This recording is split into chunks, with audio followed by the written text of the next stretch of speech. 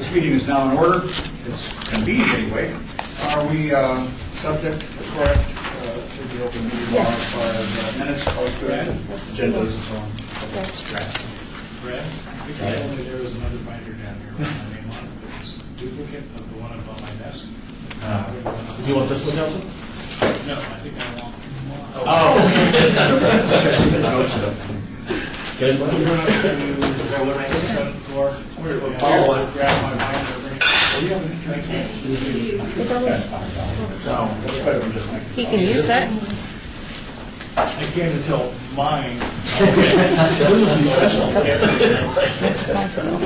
the roll call. I might have to. How we stand anyway on our, we're okay, posted correctly? Yes, I was going to do roll call. Okay, and we'll do roll call. It looks like we have a quorum, but let's make sure. Chair Coffey, Here. Member Carroll, Councilman Beers, Here. Member Headley. Here. And also, if I may remind everyone when they speak to state their names. Every time you speak, please. We That say is- their names. Okay, finish the roll call now. Talk on that. Done for the members. It's, we have a quorum? Yes, we do. All right, thank you. Now, on that subject of having to say your name before you speak, it seems to me to be that it's redundant. If you have been recognized by the chair, that puts the word of Councilman Beers into the microphone and it puts it into the record, and then you should be able to follow the merit. Is there something difficult about that? Because I can't figure out why this new policy about Luann, you're here officially. So why would we have to do that? Because it clumsily adds to the time of the meeting. Luann Holmes, for the record, City Clerk. The reason we ask you to state your name is because although for council meetings, we have a video recording that shows the people as they speak, for these meetings, all we have is an audio recording. So somebody that's not familiar with our jurisdiction at all, and they're not familiar with any of these speakers, they need to hear that name to be able to recognize who's speaking. Also, when we have transcripts done, when we hand this recording over to a transcriptionist, they need to be able to identify who's speaking each time. Oh, so our assistant today doesn't do the minutes? We do the minutes, but if there was ever a reason for a transcript to be done legally, You know what, you just brought up something good, and that is about an outsider wanting to hear it. I hadn't thought about that, but, you know, where we have that. Somebody else needs to hear who said what. Yeah, I think that makes sense. okay. Okay. Otherwise, I would say it's fine. Copy for the record. Yeah, no, I'm sorry, that was Councilman Beers who said that. No, it gets kind of silly sometimes, so let's just kind of play it by ear. All right, this meeting is in order. We have a quorum, it has been properly noticed. We are in compliance. We are now ready for a motion for approval of the minutes. Actually, public comment, Oh, item I'm number sorry. 3. We are now open for public comment on items which are on the agenda today. If anybody would like to step forward, we have lots of witness chairs or lots of other places. All right, no one has stepped forward, therefore the public opportunity to speak is closed until such time as that topic comes up, then we should be talking about it then. And we do have a minute. We have the minutes approved. I'm moving forward here gradually. Discussion. Well, I think I'll make a motion. This is Member Headley. I'll make a motion to approve the minutes from the prior meeting. Thank you. Thank you very much. We have a motion. You need a second? No. No. No, I don't think we should have to have seconds in a small committee like this. We make up the rules as we go along here. I would say we have a motion on the floor to approve the minutes. All in favor? Aye. Aye. Unanimous. You understand, I don't have to say my name now. Okay. Luann can get rid of this. I should be reading it. Okay, so the first item on the agenda is a consideration of our next meeting dates. The meeting dates for the coming year, quarterly meeting dates. And I noticed a time change from the afternoon to the morning, at least a proposed change of time. How did we end up with a change of time? I mean, did somebody contact you and say we were having a hard time with an afternoon meeting? Why not? The staff help fill in the gap. Representing the city auditor. We called around to find out what times were available and if everyone was available. These were the time slots that we came up with. So if they need to change, we can do that too. It might work fine for people. Mondays are difficult for some of us on the council because there are meetings, lots of meetings on Mondays, particularly the council week meeting of the council. So, and I serve, and sometimes Councilman Beer serves on the recommending committee, which meets at 7 o'clock on Mondays. So, I don't know how these days fall. But it just makes it longer. Where's the calendar? What's a quarter of? No, that's at least a quarter of the calendar. So the question is if these dates fall on, I don't know, pick these Mondays, if they fall on the odd week when there is not a council meeting, I think we can get away with that. If the majority of the committee want to meet on Monday morning. But if it is the same as a council week, we cannot do that. So, give some thought to that. Let's go back and recalculate.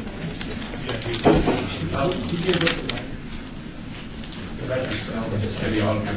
We'll go back and check on those dates. If you accept them and it becomes a problem, we can bring them back. I mean, Somebody look at the calendar during the course of this meeting, and we'll check in January. We'll take this up again. Mr. Chairman? Yeah. Bob Beers for the record. I can't speak for the rest of you, but I hate change. Insert laughter of the chairman. I do hate change. Here you go.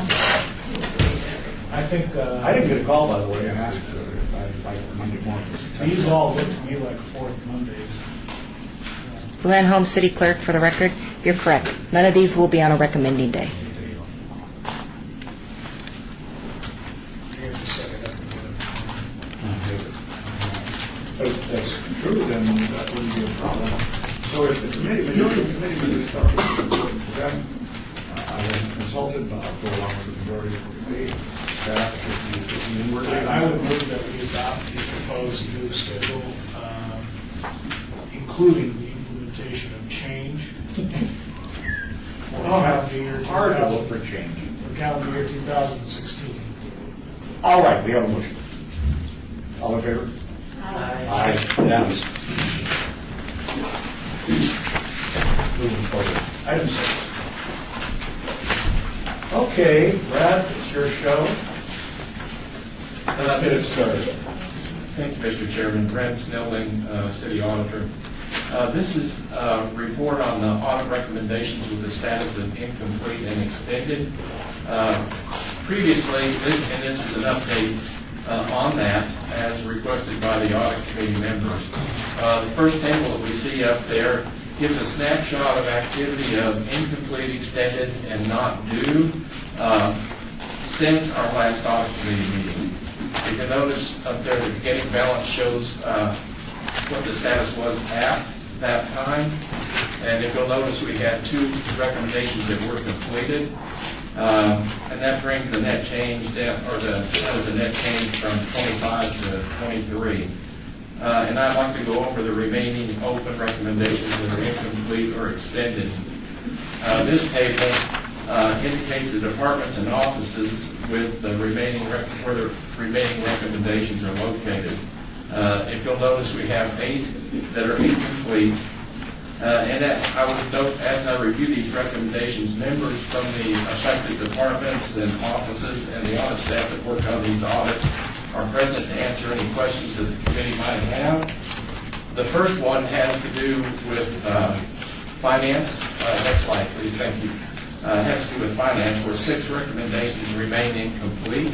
All 6 are related to the audit of management oversight of fixed assets. If you'll notice, those are the ones that are noted up there, the 6 that are noted. And as a recommendation status, I'd like to say that at the last audit committee meeting, Banana Appleyard, Director of Finance, stated that they did not anticipate the number of individuals to be trained. This was the cause of the delay. Ms. Appleyard stated she believes that all 6 recommendations could be done by the third quarter of this fiscal year, which would be March 2016. And as I said, members of the committee, if you have any questions about any of the auditors and representatives from the departments are present if you have any questions. Mr. Chairman, I do have a question. This is Member Headley. Very good. My question would be, I know that, first of all, let me make a comment, and then I have a question. The comment is, I'd like to thank you for the recommendation status comments. I think that's very helpful. Provide an overview of all the open items. And so I appreciate that. It adds to the transparency and gives us a good summary as a committee. And then my question would be for the Finance Department. Again, I think there's a lot of issues here, and it seems like they all are related or have something to do with training. And so maybe you can just explain a little bit of how this is going to go about to be resolved. Annette Alpiar, Director of Finance. What we've done as we revised the policies and procedures, we've reached out to departments. We sent 275 people are listed as Oracle preparers. We sent out the policy and procedure, and we made sure that we had a voting button that they read and understood the policies and procedures. As of this date, we have less than 10 have not responded positively about understanding the policies and procedures. In addition, members of the staff, our fixed asset analyst, he's going out and meeting with each individual department. He's talking to the fixed asset custodians, going over the sensitive items, going over the other fixed asset items and the coding issues that were in the report. And he's doing that periodically. Right now, we're in the throes of CAFR, so it's slowed down our process, but we do believe we'll still be able to accomplish that by the March date that we listed. We've also talked to HR to come up with a training module, much like our compliance module, that will be an annual module that will go out and test everybody again on compliance with it. And so far, they seem like very successful that we'll be able to come up with a module that will do training. And it'll be mandatory for all those preparers as well as the custodians. Okay, thank you for the update. No further questions. Well, never did that. Talk about John, remember. All right, Brad, you want to continue? Yes, thank you, Mr. Chairman. Brad Snedling, City Auditor. The next department is Parks and Recreation, and they have 2 recommendations that remain in the incomplete status. Both are related to the audit of Parks and Recreation and Neighborhood Services, management controls over deposits from drop sales. Those 2 are listed up there, and to give you a report from last time, at the last audit committee meeting, there were 3 recommendations, and one of those was completed. On August the 18th, Parks and Recreation notified our office that they were ready for us to test for completion. We reviewed their processes and read the revised policies and procedures. However, further testing is required. 6 months of transactions from August 2015 to February 2016 is required to determine if actions taken have actually improved the situation enough to support a decision to close these recommendations. I believe Mr. Hackworth's here if you have any questions. Well, my question, I think, this is Member Headley again. Headley is recognized. I think my question is just to you, Mr. Snelling. This delay, let's call it, or waiting for the 6 months of data is more from an audit perspective, right, of getting a population to be able to test from? That's correct. As opposed to Parks and Rec has done what they think they need to do. You just need a little bit of time for them to operate that control, and then you can come in behind them and make sure that it's operating effectively. That's correct. Okay. Perfect. Thank you. Mr. Chair, Okay, Councilman. here's, what's the criteria for calling a audit recommendation extended versus incomplete? This would seem almost to fall into the extended category, since the effective agency has taken steps, and now we're just waiting for time to roll. Well, Brad Snelling, City Auditor, in answer to that, Councilman Beers, the extended status actually is defined as there's something beyond the ability of the department to correct that without intervention, maybe from IT or from some other group, that they just can't complete it on their own. So they get an extended status that will allow them an opportunity to wait for that to catch up with them, rather than having it carried and incomplete the entire time. Okay. Satisfied, Bob, at this moment? I am. It might be helpful for the information on slide 4, page 2 of 122, which was the overarching matrix of incomplete, extended, non-complete total by department. If we added a sixth column for the date the audit was released. That would help me in the summary, like, kind of hone in on the oldest ones. This is Member Headley, and I think we have the detail in here, but it would be difficult on the summary page to put all the dates of all the different issues. And I think I've been working with Mr. Snelling carefully to put together these materials too, because I too had questions as you have, and I found that the information ends up in the binder.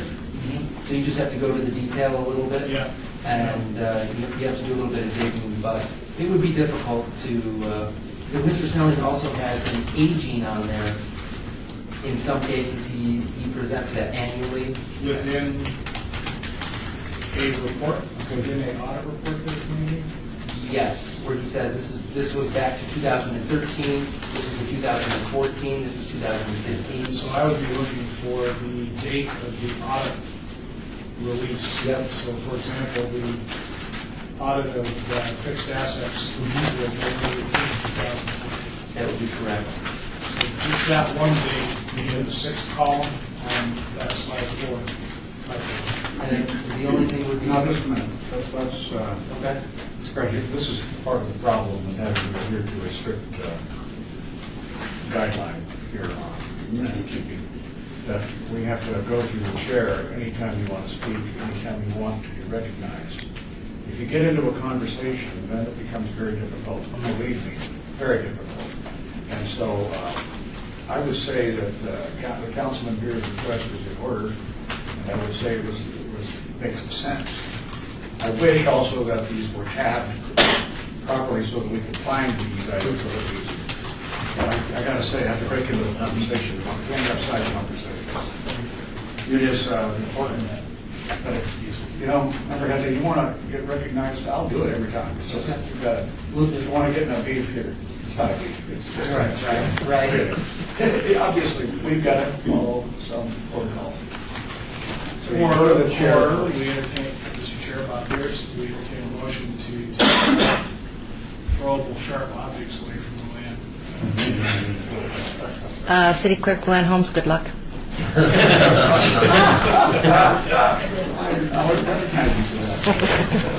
That was a way of shortening what I think is a simple request. Now, tell me if that's a difficult request. Okay. Brad Snelling. Mr. Chairman, Brad Snelling, City Auditor. Councilman Beers, if you look up on the screen, you can, within the report, you can tell what that was actually done.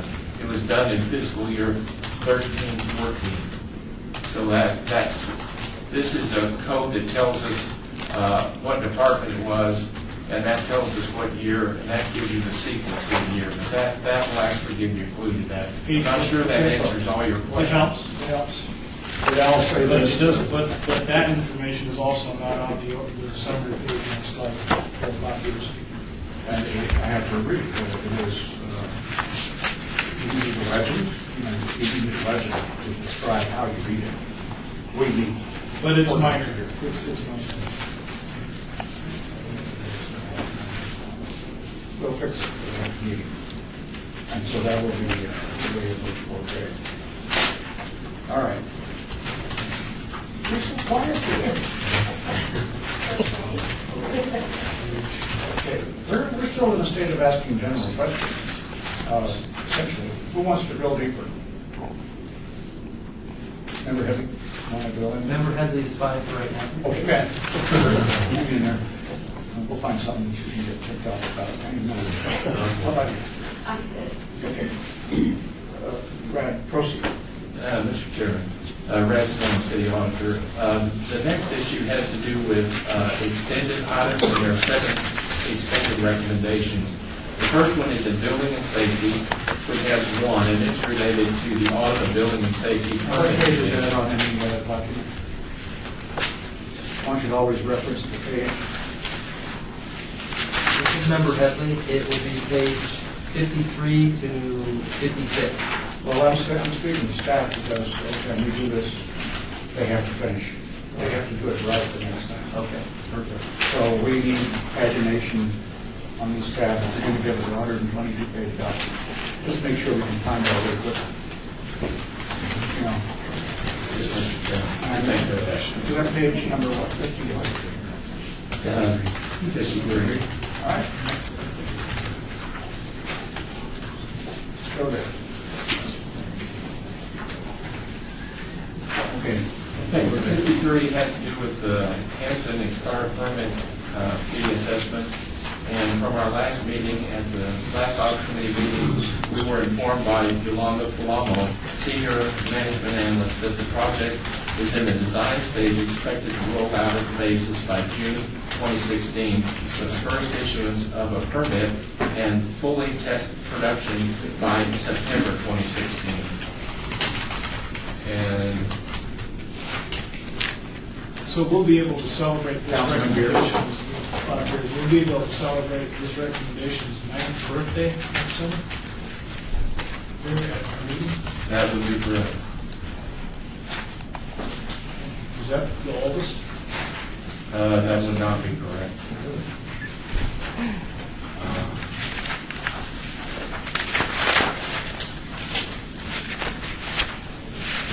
Staff in that department have any thoughts? Pipe thing? Looks like a long time. Actually, that is, Mr. Chairman, excuse me, Radstone, actually, that is correct. That is, that is the oldest one. And that's jumps right out at me. I'm not sure if you so I think we should have hear from the department just to see just where we stand on that kind of thing. I think, pardon me, Radstone, I think that, I think we have a representative. I think Steve Ford is from operations. This is building and safety. Building and safety.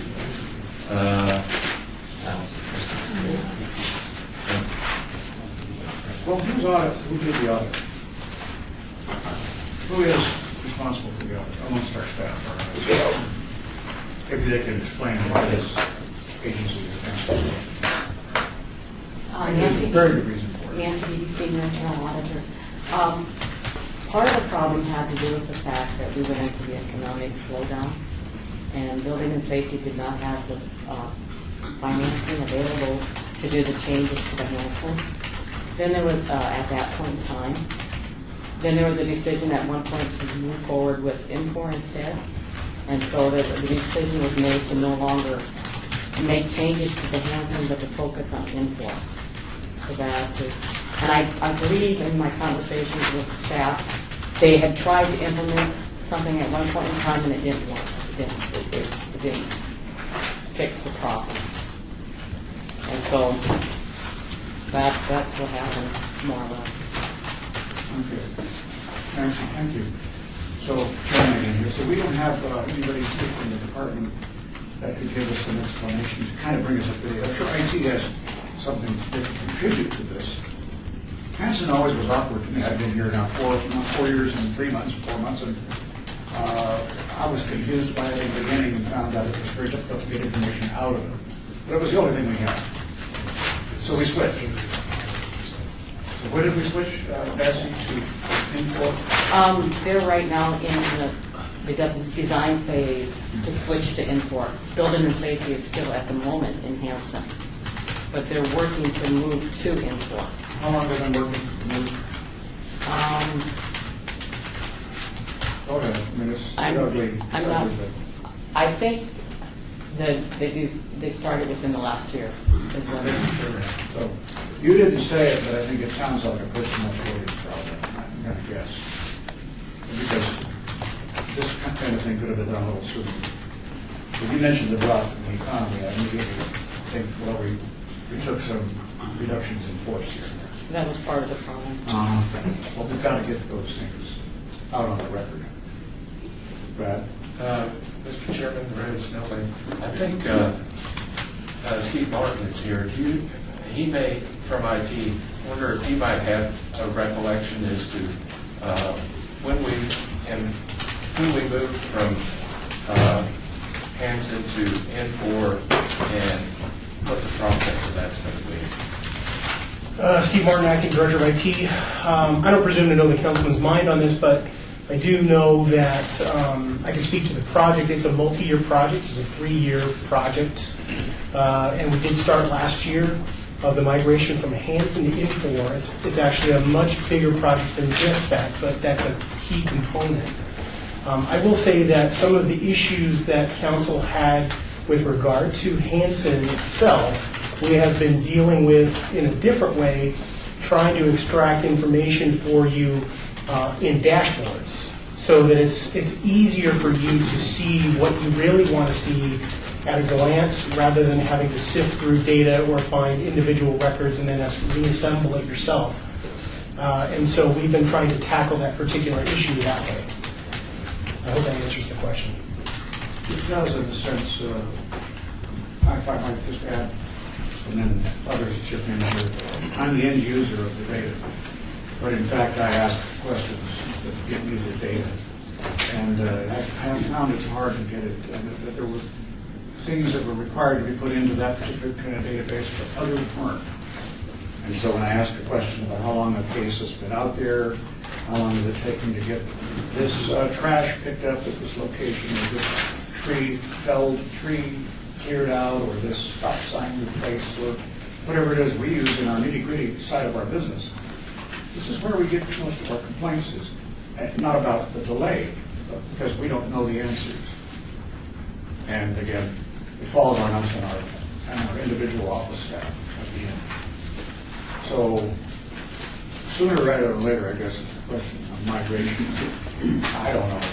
What do you think, Bob, for your purposes of your office? We have more maintenance issues in Ward Street, the older Ward Street, 139, as opposed to 246, which are more along the lines. They just have different issues. Bob Beers, I think we in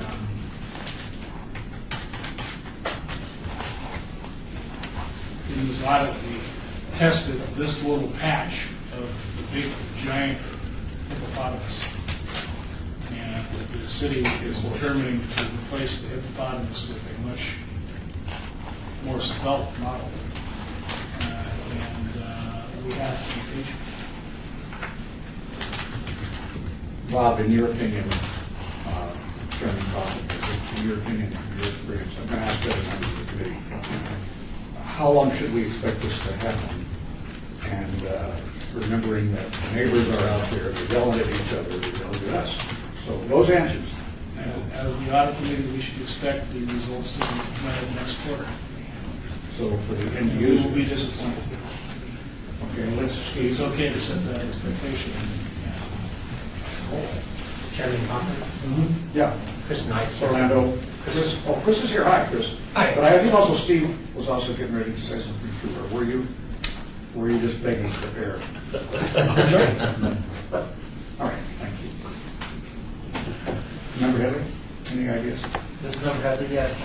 The only thing I would say is that an undertaking of this size could take a few years, 2 to 3 years.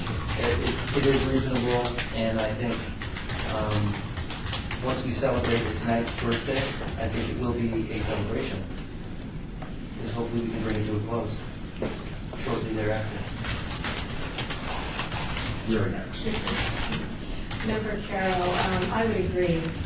Anytime you're taking on a class like this, it's at least a 2-year project with the computer system. So I think it's reasonable. Well, we count on the outside members of this committee to be able to keep us in line too, because we have requests, we have knowledge, but it is helpful to be steady by the people looking from the outside to think, Mr. Chair, if it's of any consolation, that if memory serves, Project Genesis, which was the first computerization of B&B, was a 10-year implementation. Yes, it does. By some measures, a nice thing to get on. Yeah. And that was an investment in the state for years. But it's not something we should accept as ordinary, so hopefully we can conform to our expectations on that. And Mr. Chair, about years ago, I think we can also take some comfort in understanding the positive role that the internal audit function played in the city's decisions on what to do and how. And so, in that respect, internal audit is what it is supposed to do. Yes, I agree with you. Also, there's a manpower problem all over across the city here. And it hasn't been really, we've been trying to balance the budget, truly balance for quite a long time, we're still on a period. But we say we are, but we're still short, because we are short of manpower to accomplish tasks. So our information, we can't provide it. See, we were beating you up a minute ago, Chris. Chris Knight is on the scene now for building and safety. And Mr. Chair, I have to say, about years ago, that it's just not as much fun to beat Chris up when he's here. Well, he's got that being out of hair on his face, and that really makes him a smaller target. Come on, Chris. For the record, Chris Knight, Director of Building and Safety. I have a lot to say about this issue because I can't remember how long this has been a finding. I don't know when this audit was done. It looks like somewhere around 01 or 03, 2001, 2003. When I took over the, pardon? Different subject.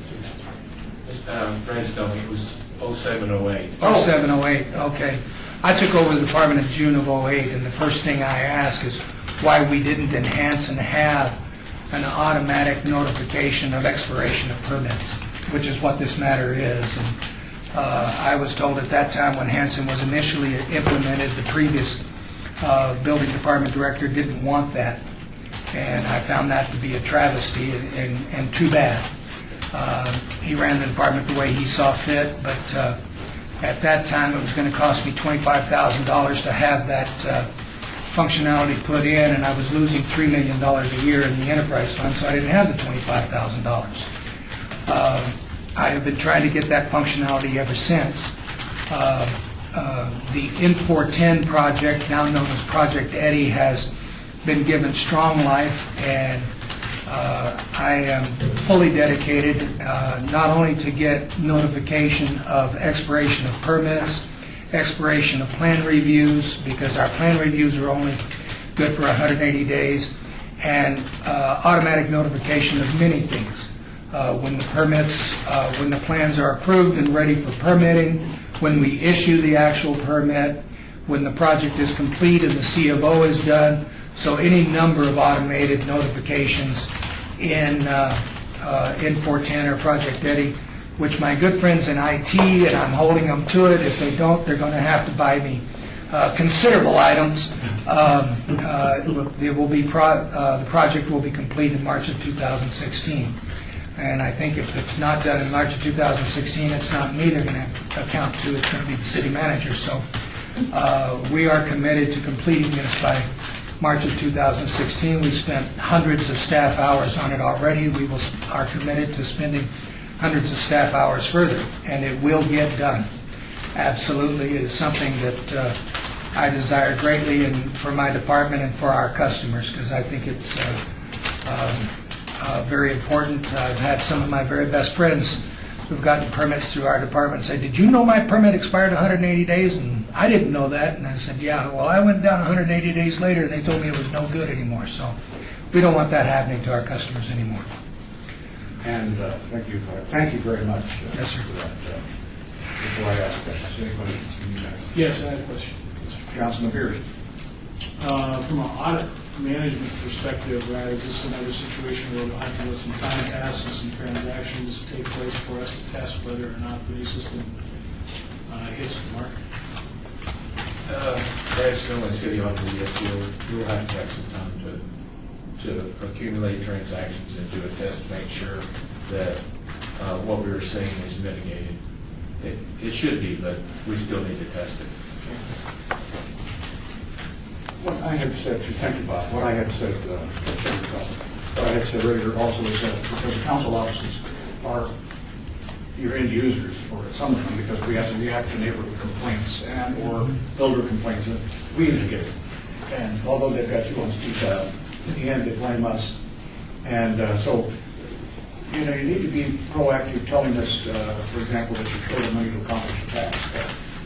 If I thought there was a $25,000 difference between success or failure, or another year's completion of the task, I'd be the first one to amend the budget and try to get that done. So, you know, Chris, it does stop with me. If I've got to react to different things, I've got to provide the money so that you can solve them. So I need to know, and I speak for council members, we need to know, if not, you're not going to make it, we need to know before March. Yes, we need to know in essence, well, some more has to go in the budget in the preliminary. You're already submitting your preliminary budgets by then, so we need to know that. That's right. Chris Knight again. I fully appreciate that, Councilman, but we are an enterprise fund, and we try to operate within the parameters of that enterprise fund and not rely upon general fund revenues for the operation of that enterprise fund, that we are totally self-sufficient. And at that time, 8 years ago, the bigger priority was to stop the bleeding of the enterprise fund, and that became my focus more so than notification of our customers, which we were able to do that this year. It didn't come without a big price of laying off people, but we were able to do that, and we've been working on that, and it's been something that we've worked closely with IT on this finding, and it has been something that we wanted to do and they wanted to do for us, but we knew this project was coming down the pike, that we were going to have to retire Hanson and go with N410, and we decided that we would delay it until we could get it as part of N410. Your point's well taken, and I would never hesitate that if it was a critical issue like that we would ask for the revenues. Let me ask a question of somebody else. Finance is not here at the table. Well, yeah. Let me ask this question.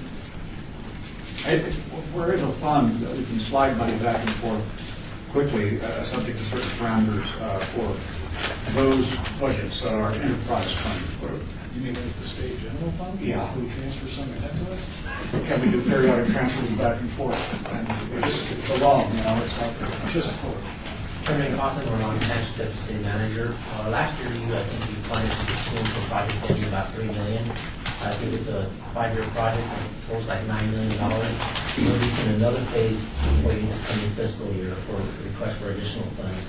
So the entire project will be fully funded and your guys' vote, so we are moving forward with the funding of the entire project. But on an enterprise fund, it's based on revenue. Correct.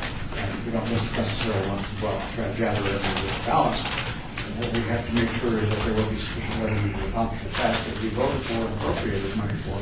And so if, in an enterprise fund, if they can't get the money, because it just doesn't come in, as in the construction call, then we need a mechanism, if it doesn't exist, whereby general fund can loan an enterprise and vice versa repay. So there must be a fund that exists like that. Chairman Coughlin, we're on Sanchez Deputy City Manager. I believe there is a mechanism, I will ask Mark or Janetta, but I do believe that there is a short fund that we do get out of the general fund, and then when the enterprise fund starts going back up in revenue, and they pay back the general fund. But I'll defer to Mark Hinson for that answer. It's not like it's just a bad habit. Mr. Chairman, if I could, before Mark speaks, Just a minute, Chris Knight, for the record. Chris Knight again, you have done everything that you needed to do exactly what you've talked about.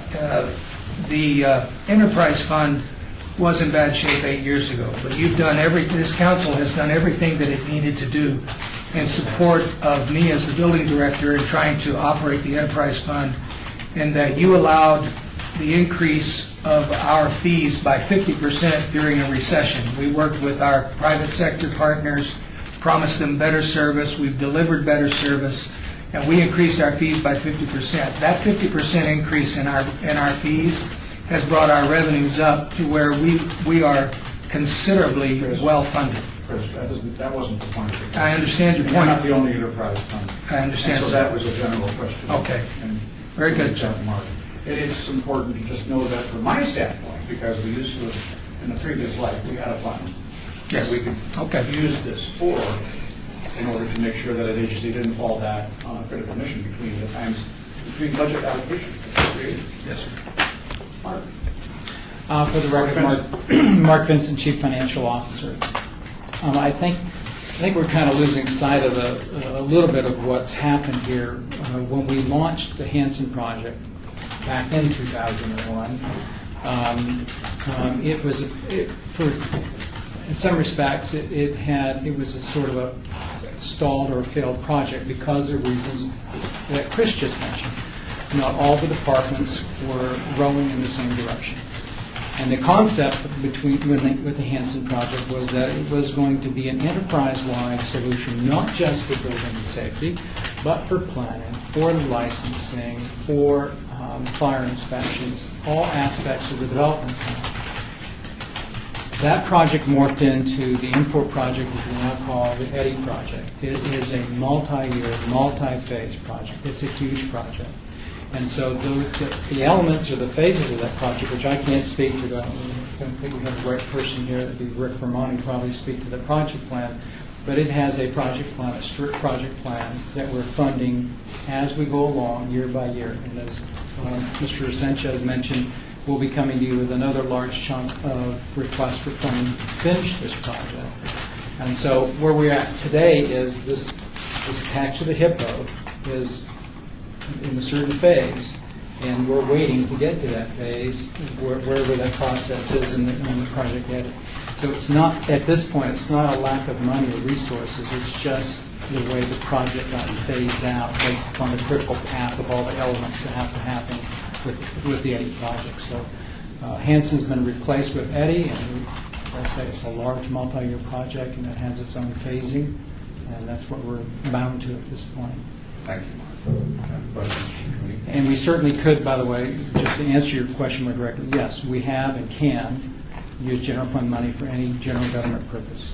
It's usually more difficult the other way around when I'm trying to grab Chris's money from his dues-paying customers and use it for something else, then Chris's customers are screaming.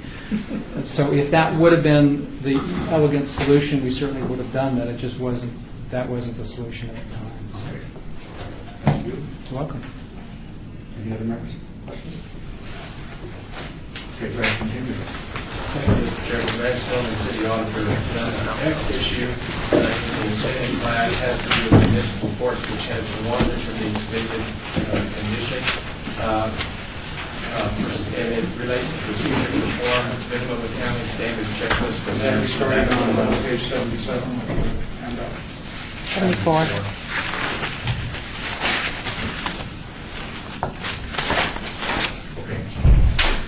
Okay, and at the last audit committee meeting, Dan Levac, court administrator, stated they have successfully completed the first round of negotiations with the preferred vendor, which resulted with Information Technologies and the City Attorney's Office drawing up a contract.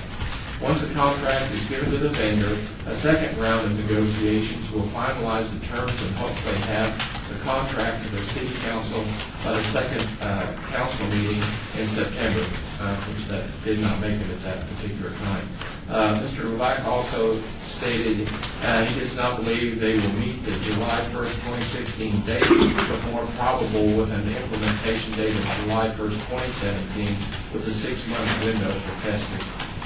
And Mr. Levac is here in case you have any questions for him. Thank you, Brad. Any questions of Brad before we bring the report to the table? Dan, come on.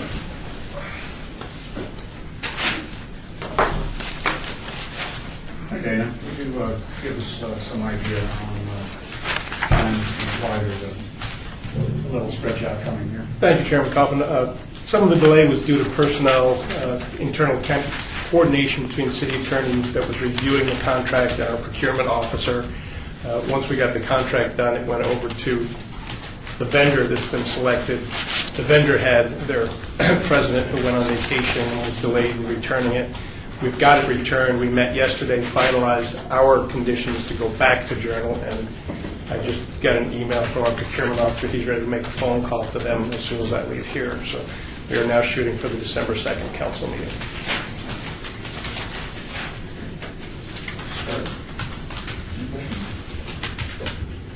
Well, we're getting close. Absolutely, and Chairman Kaufman, Dana Levac, Las Vegas Municipal Court Administrator, I would just inform the committee that we undergo our external MAS audit beginning next Monday. Those auditors will be here for an RFP. And Chairman Coffin, those are then also the Supreme Court that you're looking at. Yes. That is what we have here. We're going to be looking at the findings of case to us. Chairman Coffin, again, Dana Levac, Municipal Court Administrator. Yes, that ultimately goes to the AOC and will also be provided to our city auditor. Thank you. Members? Okay. Brad, any further comments on this? No, sir. Okay, will you agree then that the question was? Well, Council Berger. Okay. The last five is Not too close. That's no in the city office. The last five extended recommendations are in operations and maintenance. They relate to the field operations, fueling, access, and monitoring. Those recommendations are listed there. And at the last meeting, Jerry Walker, Deputy Operations and Maintenance Director, reported that he anticipated all five recommendations expected to be complete by the end of the year. And I know Mr. Walker's here, and I think he may have some comments. Well, welcome, Jerry Walker. Thank you, Councilman. Jerry Walker, Deputy Director of Operations and Maintenance. If I can have 3 minutes of your time, we have a brief slideshow presentation. I think will give you a comfort level that we'll have stock. Would that be okay? Yeah, as long as the type is big enough to see. I've got handouts for you. Better.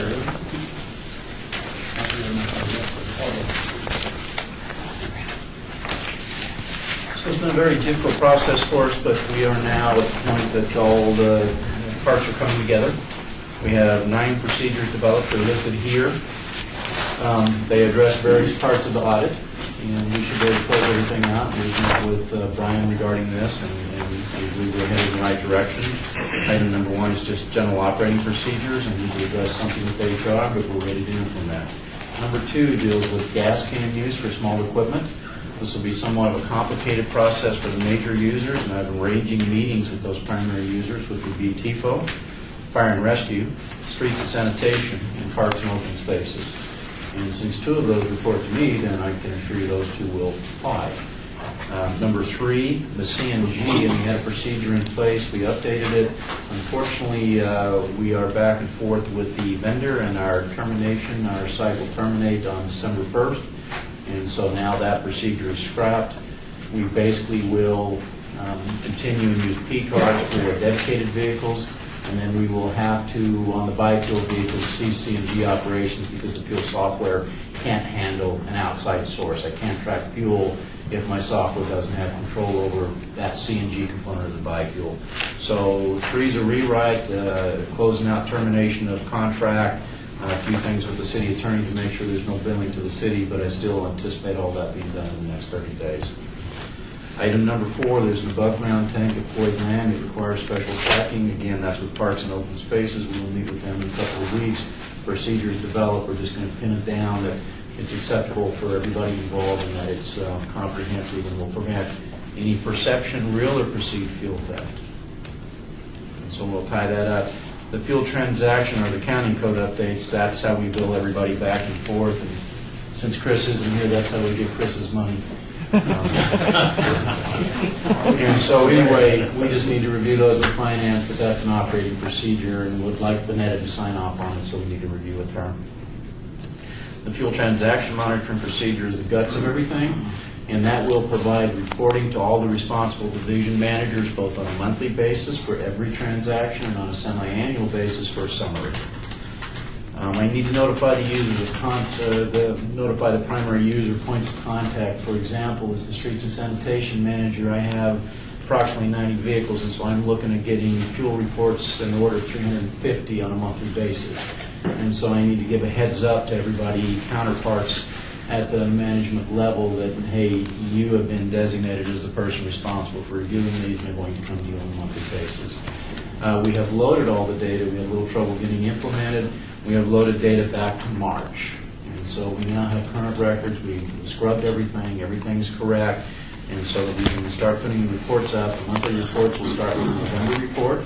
And then the biannual report on January 1st, I will send a report showing all fuel used from July 1st through December 31st with a summary sheet that's coming up.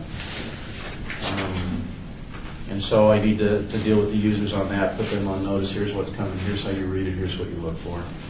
We put together a summary of regulatory requirements. 4 or 5 agencies control us on this: Air Quality, Southern Nevada Health District, the Nevada Department of Environmental Protection, and the Federal Department of Energy all require reporting and testing from us. We had some staff losses right after this audit came out. The division manager retired, and then we left that spot vacant for 3 years, and then the supervisor retired, and so we had trouble with losing data. We don't want to lose any knowledge regarding regulatory requirements, so we wrote it all down. So in case we lose staff again, we have that information documented. The volumetric balance procedure, the tanks all have meter root systems rather than the wooden skips. And here's where we've had most of our trouble, is we loaded brand new software onto 25-year-old hardware. And so we've been fighting for about 2 years now to finally get our data cured. We've got almost all of our meter root issues operating, and we will start to initiate meter root replacements and some board replacements. But our procedure is now where we can implement it and have confidence that we're controlling our fuel in and out of the tanks. The last thing is identification and recovery of fuel site operating and capital cost. These tanks have a 30-year life, and most of them are a year 24, 25, 26. So we have huge capital costs coming at us, and we have a procedure where we will start to recover on a per-gallon basis an amount sufficient for us to meet these future capital costs. Again, that's something we need to review with Annette and Mark, as we're going to want to set up a separate internal service fund so that we capture cost for tank replacements. We did just replace the tanks at Fire Station 1. They were an environmental mitigation rehabilitation site. There was a tank leak there, and so we never want to have another one of those. We're going to take the tanks out of service at 30 years, and we're going to plan accordingly so that we can collect money so that the money's there when that comes up. So we need to get Vanessa's buy-off on a couple of the internal service fund issues. And then since these affect all of the different departments in the way we collect money, the city procedure for procedures says that we go to the Executive Management Committee. And so let's get something scheduled up in December for the Executive Management Committee. We will ask Radford and Brian to attend with us if possible, and we'll come forward and say, look, there's the issue here of control of fuel. Not that we think we're losing any to theft, but it's our obligation to make sure that we can confirm we're not losing any to theft. And so here are all the procedures. Here are the reports you're going to get. And so we'll solicit the Executive Management Committee. That'll be the last step. Once we've got that, then we'll get Orlando's signature on everything, go with mine and Vanetta's and Tracy Scott, the division manager. Everything will be implemented. The reports will roll out in December. The biannual reports will roll out in January 1st. I will pin down the gas can users in the next 30 days. What you've got on the second page. I'm just stopping there for 1 second. With the committee's indulgence, the issue of a leaking tank obviously has ramifications. We're waiting on the financial loss too, and discovering those is not easy. Did the discovery happen because there was just a suspicion that we had too much fuel moving through the system and we couldn't account for it? With respect to Fire Station 1, the state built the building to the northwest of that. The state encountered a fuel flume during their construction. And then that brought forth that we had a leaking tank. All the tanks that we have in the ground now are a dual wall system with the meter root detection. And so we will have forewarning of any leaking tank right now. And we actually do have warnings over the service center. We have a secondary containment issue, and we are moving to address that. We have lost no fuel, but we have lost our backup containment. And so this tank is coming out of service at 25 years. Fortunately, we have 2 gasoline tanks here, so we will isolate the now compromised second tank and run only off the first tank, and by doing so, we'll try and buy 5 more years on that system. It's $20 grand a year for the entirety of the system, and so if we can buy 5 years back with a $20,000 investment, we'll get a 4-to-1 rate of return on our money. Plus, we currently don't have $600,000 to replace the tanks. That's the big problem. Yes, but we do have secondary containment. That's one of the primary reasons the Vita route monitoring, the Vita route's there. One, to make sure that we know what goes in and what goes out, balances.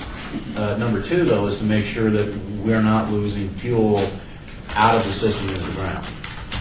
And so we need to know that if we're buying 1,000 gallons, we got 1,000 gallons. If we're selling 1,000 gallons, we sold 1,000 gallons. And so that's the first component of the Vita route. The second component is to make sure all 1,000 gallons went in and out, none of it went into the ground. Chairman Hoffman, if I may. Oh, yes. I know you're a big advocate about having replacement funds or life cycling funds for our assets. Project Eddie, it will be part of that project that Jerry's working on, so all our assets will have a life cycle, so we can start planning adequately for replacement costs of the system. Thanks for bringing that up, Orlando. I think everything needs to be recorded and aged, whether it be a painted or taped sidewalk, or a tank that we have to pay $600,000 to replace, or really that So it's about 200,000 tank, and there are 3 tanks there, Yeah. so we estimate that site at 500,000 to And, 600,000. can that system detect moisture of all kinds? Can it say this is water, this is groundwater, or fresh water that's migrated down from the normal course of accumulation of fuels?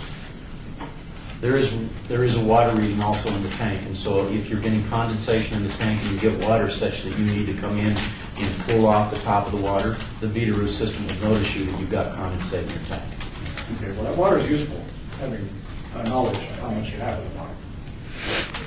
Yes, we tank down and pump, we pump down off the bottom so the water sets on the top, and what we don't want to do is pull our level down.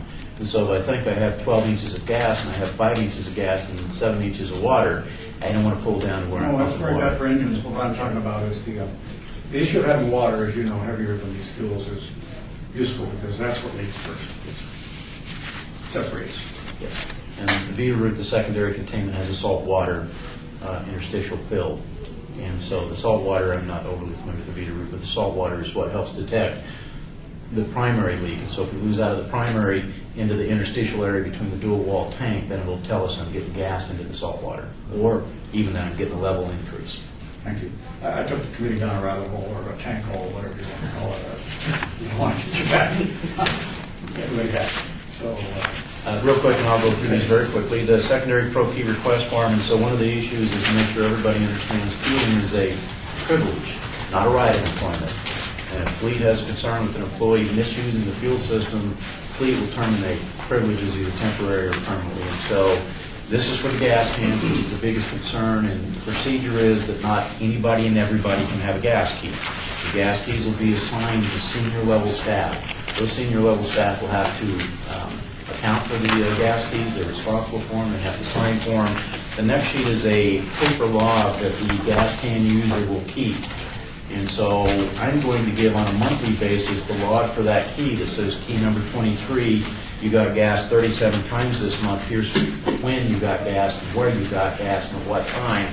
And so the user that is responsible for the key is going to have to be able to match up his log sheet with the electronic report that we're going to provide. And we're going to ask the city auditor to follow up behind us 6 months from now and help us audit them gas can signatures and users.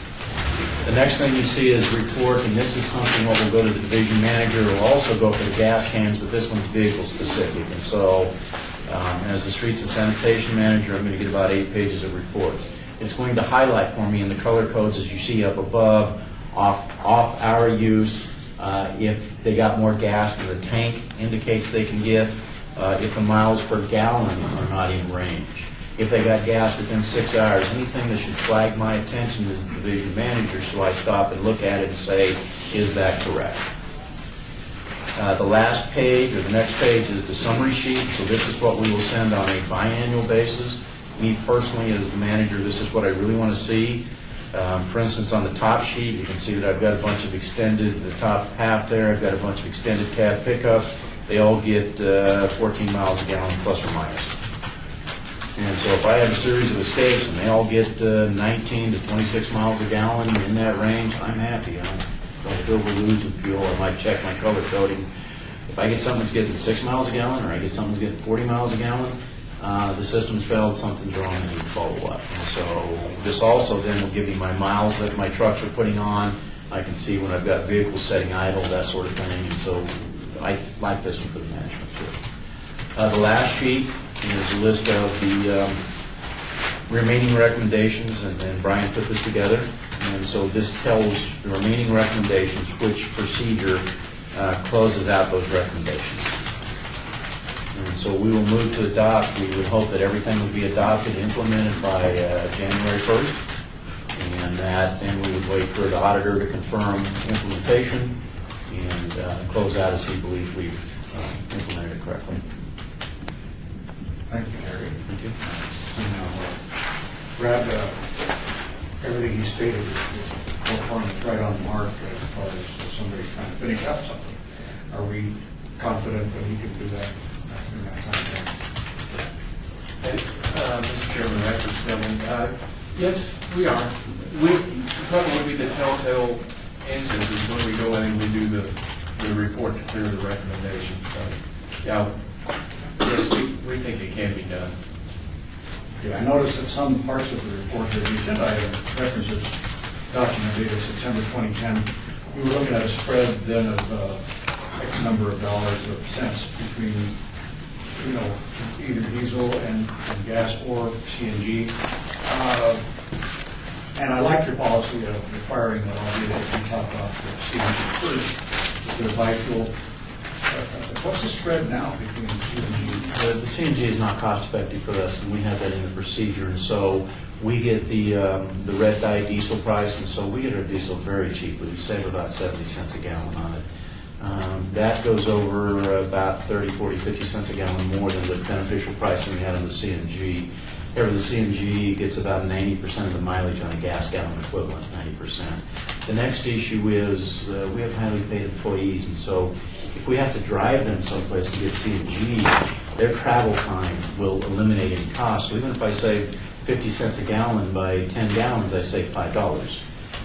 If I send a plumber over at $50 an hour and send him 15, 20 minutes out of his way, or even if I have him fuel twice that often, if he's based at the West Service Center, it's not cost effective if he has to go anywhere out of his way. Red dye is no state tax. No state tax, it's the agricultural tax for use of the diesel. It's off the highway. Using it on the highway. Some. It's by the NRS statutes, local governments are exempt. Yes. Thank you. Questions of the committee? Okay. So far, so good. Okay, anything further to add on this one, guy? Personally, no, sir, that was the last 5 extended, and that concludes my report on the status of these. The long-term. Yeah, okay. Then we can move forward again. Item 7. Thank you, Mr. Chairman. Brad Snelling, City Auditor. This is a report on the annual audit recommendation follow-up as of June 30th, 2015. As you can see, audit completed by the City Auditor's Office contain findings which indicate a condition that requires corrective action. Recommendations are made to address those circumstances and eliminate or mitigate the noted condition. Management is asked to provide a management plan of action and an estimated date of completion for each of the recommendations. These management assertions are included in the audit report, and the City Auditor's Office tracks the status of these recommendations. Next slide, please. Thank you. There are four statuses. Complete being the first one, and that is when a recommendation has been implemented, some other action has been taken to effectively correct the deficiency or the circumstances warrant status of completion. Incomplete is that the recommendation has not been implemented. Extended, as we talked about a few minutes ago, the recommendation has not been implemented due to circumstances beyond the department's control, and then not due. Due date is after June 30th, 2015 in this particular case. Now, much of the benefit of the audit work is not in findings reported or recommendations made, but in the effective resolution. City management is responsible for addressing audit recommendation, and the follow-up is a process to help management fulfill this responsibility. An audit recommendation remains incomplete, extended, or not due until city management completes the recommendation and notifies the city auditor's office, including forwarding applicable documentary support. Subsequently, audit staff evaluates the evidence supporting management's representations. If the evidence demonstrates that the recommendation has been adequately addressed, the auditor identifies the recommendation as being complete and notifies city management. As of June the 30th, 2015, the annual audit recommendation. Brad, one moment. Yes. Councilman Graves, you expect me.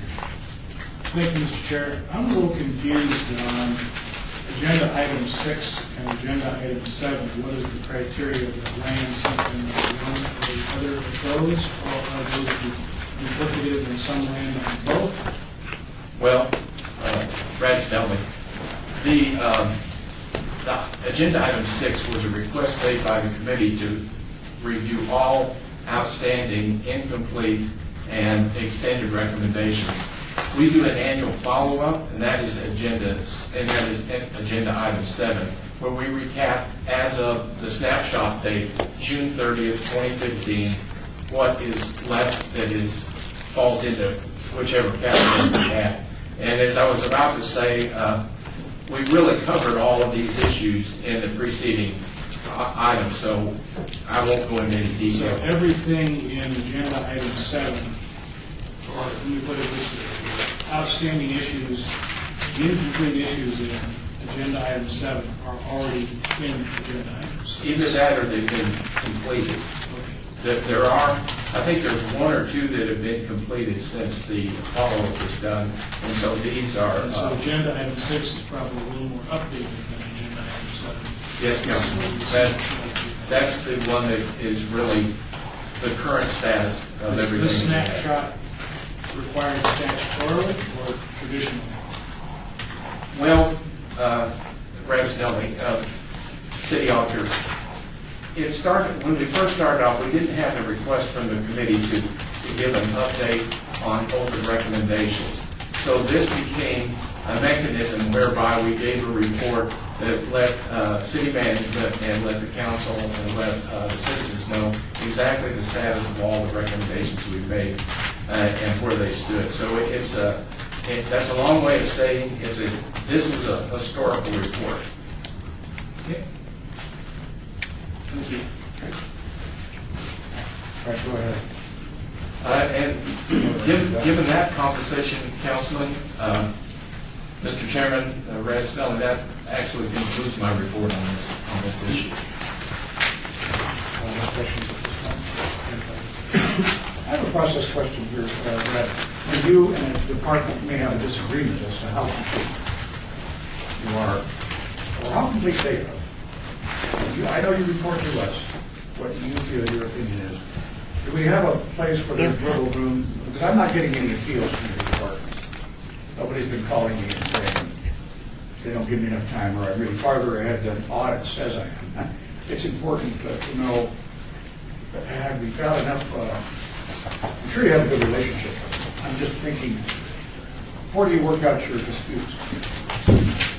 Obviously not coming to the committee. Bradford Snelling, City Auditor, I'm glad you asked that question because we don't always agree with what the department may say that something's done, and we may disagree with them. We're not going to change our position on that until they convince us that the problem has either been completed or has been mitigated to the point that we can sign off on it. And this does happen from time to time. So the real arbitrator is the audit committee. So if someone has an audit finding and a recommendation that through the process of completing the report, we do work closely with them, although we generally don't back off of anything unless they can give us conclusive evidence that a particular finding is not an issue and that, or our recommendation won't work. And really, they can use any recommendation that they come up with to complete a finding, and then we'll do the testing and determine if they've completed or mitigated the problem. If they totally disagree with us, then they'll let me know, and we'll allow it to come before them, or we'll have it come before us as an item on the agenda for the audit committee to consider. And if the audit committee agrees with the department, well, then we'll complete it and drop it off.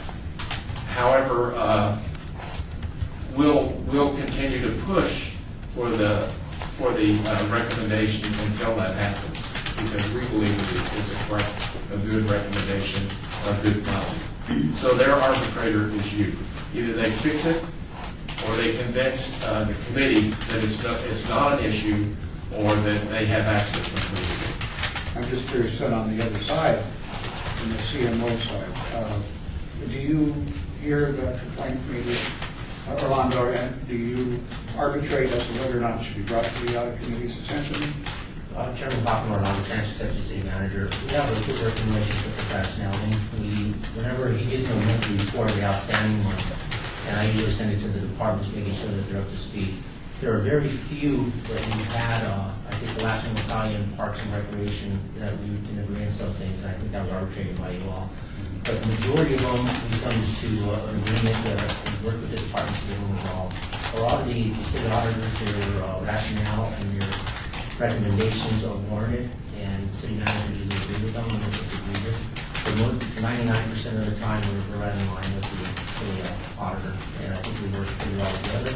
He gives us another delay, if they're not dealing with it, they're not responding to them, and that's when we get involved in making those departments cooperate. Okay. I just want to make sure that we hear, or through you, or through our department, that I don't think that they should approach us individually, that's subject to the CMO. But I think we should make sure that, that works for us, obviously, for the council members directly. But still, it's important to know if there are disagreements going on, because we know how to arbitrate. But we want to make sure we know if something serious enough to consider that we have to put it on the agenda. So I don't think you should be shy about approaching this until, like I said, may not rule in favor of the department or vice versa, but we would at least have a better picture of the interplay between our audit and these departments. I think things slide along kind of quietly and wounds fester. I'm of the belief, having been on audit committees before, we try to keep the wound dressing and things heal up faster that way. Members of the committee, any comments on that stuff? Mr. Chairman, I have a question. Sure. This is Member Headley.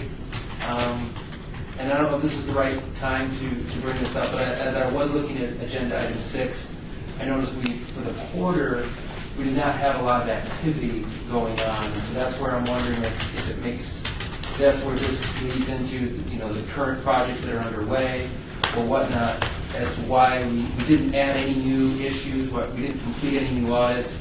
We resolved a few issues too, but maybe you could speak to the activities for the quarter. Mr. Chairman, Mr. Headley, Rex Stelling, City Auditor. Yes, that is the case. However, I assure you that we have been busy working on different issues. What I will do is I will provide a report. We actually have a timekeeping system within my office where I know on a week-to-week basis, actually it's broken down every 10, 15-minute increments, that I can go back and I will find out exactly what it was that we worked on, and I'll let you know, and I'll provide that to you. And it'll take a little time for me to pull that off of that detail, but I'll do that and let you know exactly what it was that we were working on. Just as in the spirit of transparency and in the spirit of accountability, and let you know exactly what we were working on during that period of time. Okay. That's the process. All righty. So you would say you continue your presentation at 7? Yes. Okay. And taking up 8. That should be pretty quick. Yes. Mr. Chairman, Red Stone, City Auditor. Currently, this is a recap of projects, audits and projects we have in process. The first one is in fire rescue support services, equipment, and vehicle maintenance. Gary Phillips is the auditor that's in charge of that. It's in the field work stage. The next one is in finance, the sale of scrap. Gary Phillips is the auditor on that, and that's in field work stage also. The third one is public works environmental, Brian Smith, and that's in the reporting phase.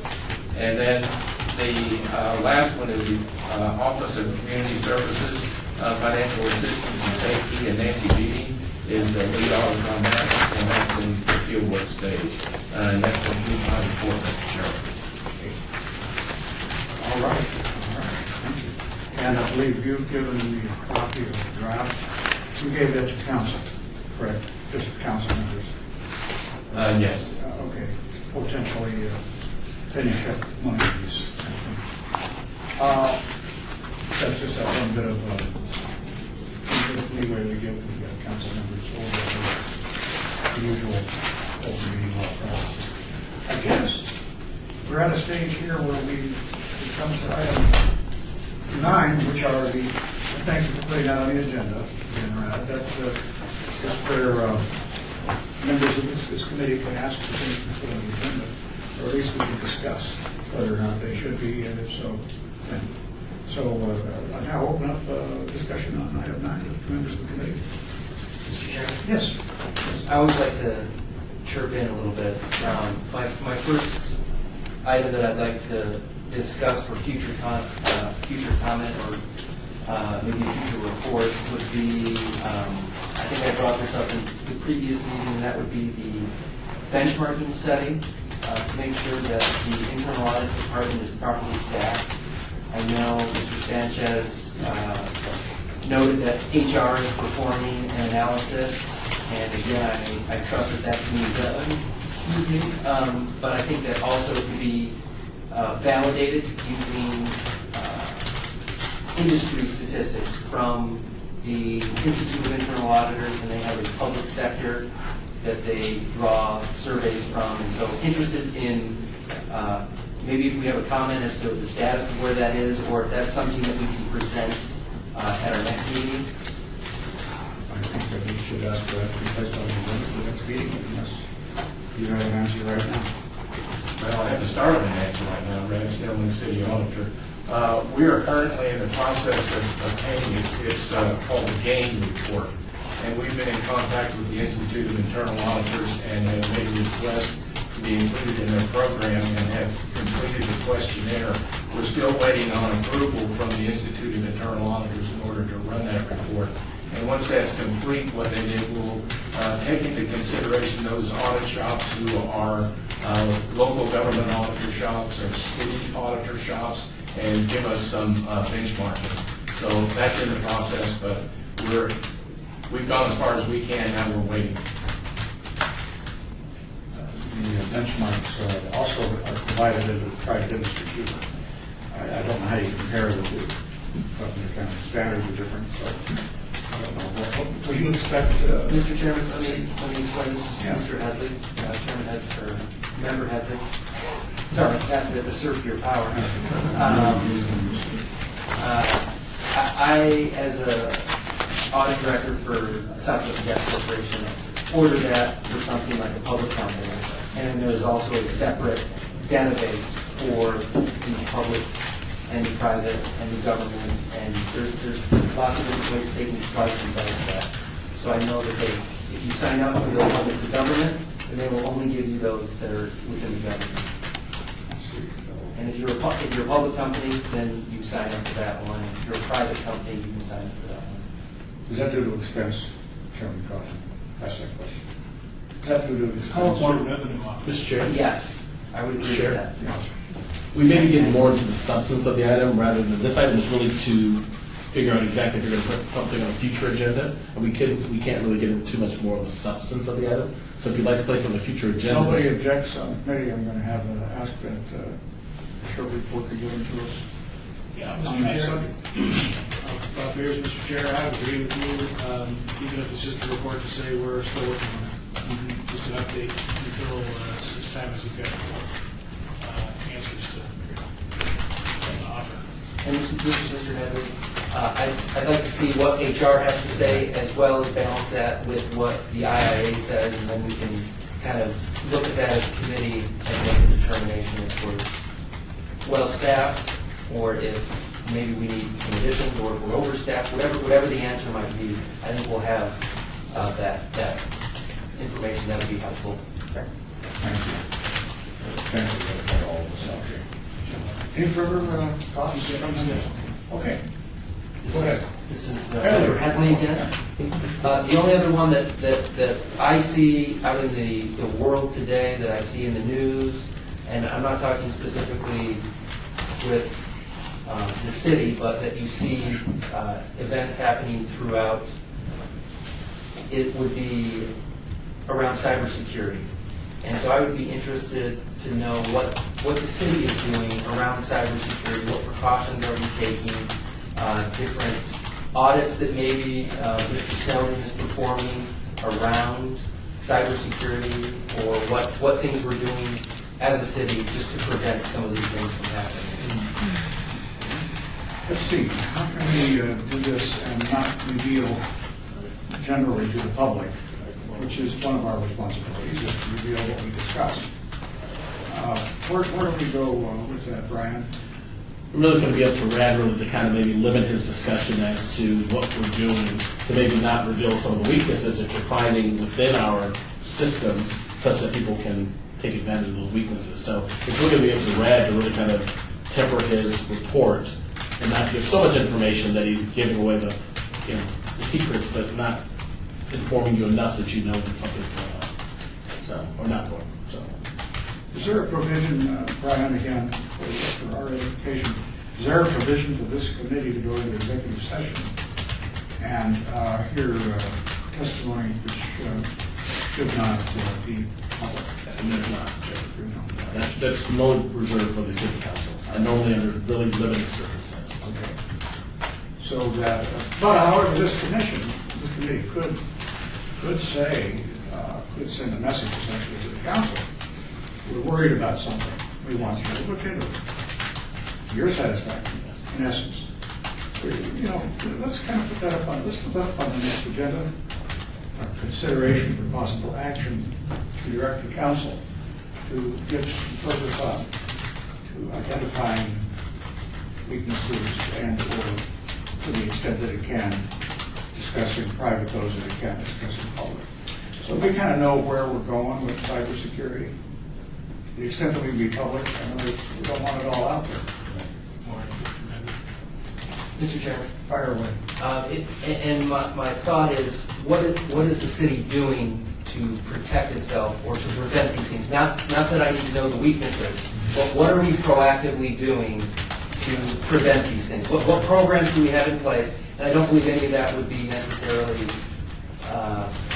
detrimental, but in some cases we might be doing a data loss prevention, something to where we encrypt all data before we transmit it, or other types of methods to securing our data and securing the information that we have. It's more of that education that I think the council would appreciate, as opposed to showing where the risks are and where the mistakes have been made. It's more of what are we doing to prevent these things.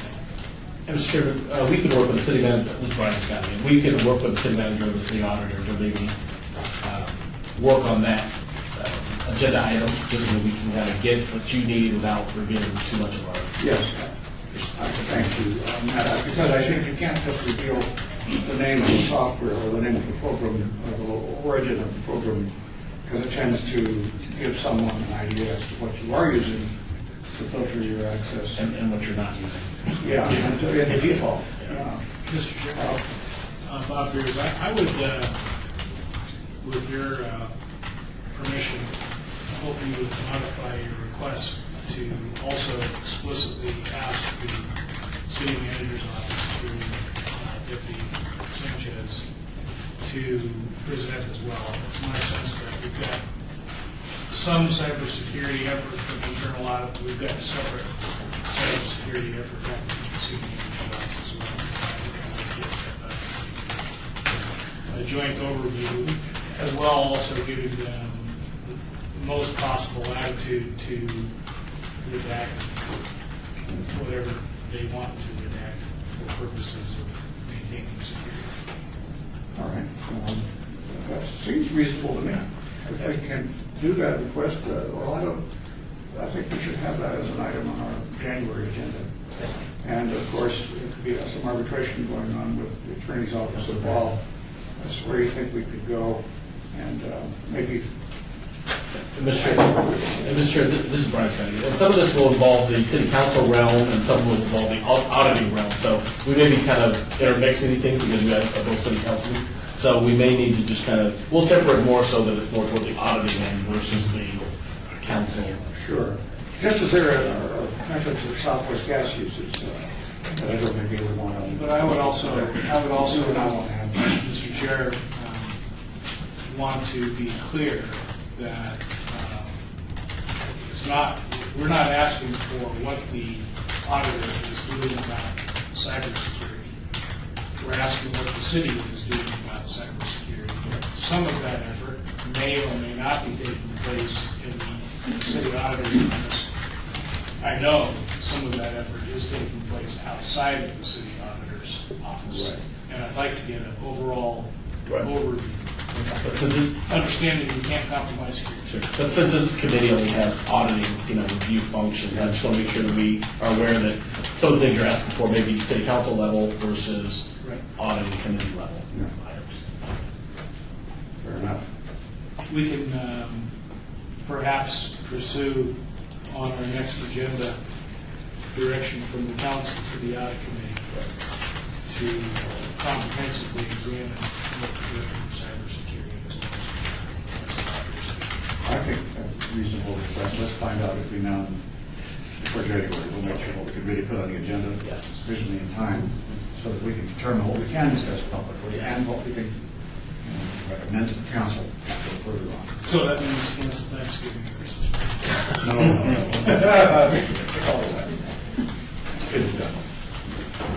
And I think that's not a study that you're asking for. It's along the lines of, at this point, who's doing what and who's responsible for what.